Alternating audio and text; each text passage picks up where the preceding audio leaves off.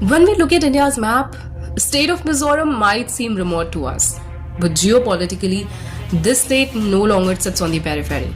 It sits right on the edge of opportunity and challenge both. But why I'm saying this? Because Mizoram shares a 510-kilometer border with Myanmar and a long frontier with Bangladesh, making it one of India's most sensitive land bridges between South Asia and Southeast Asia.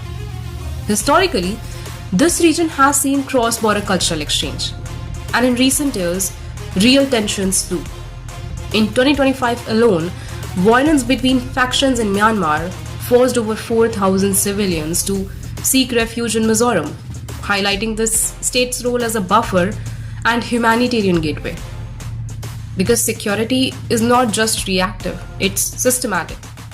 Mizoram now conducts biometric registration of tens of thousands of refugees, a move to strengthen identity systems and border oversight.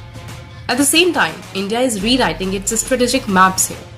In September 2025, Prime Minister inaugurated Mizoram's first major rail link, the Bairabi-Siring line, connecting Aizawl to the national grid through an engineering marvel of tunnels and bridges. And this is not just convenience, it is economic and security connectivity.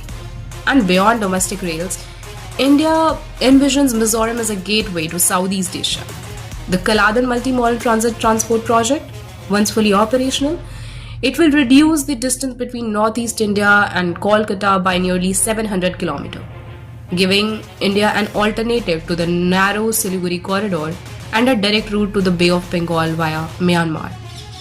This will integrate Mizoram into global supply chains and counter emerging influence challenges in the eastern neighborhood.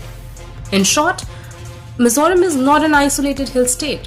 It is a strategic crucible where humanitarian realities, border management, regional diplomacy, economic corridors and India's Act East vision converge.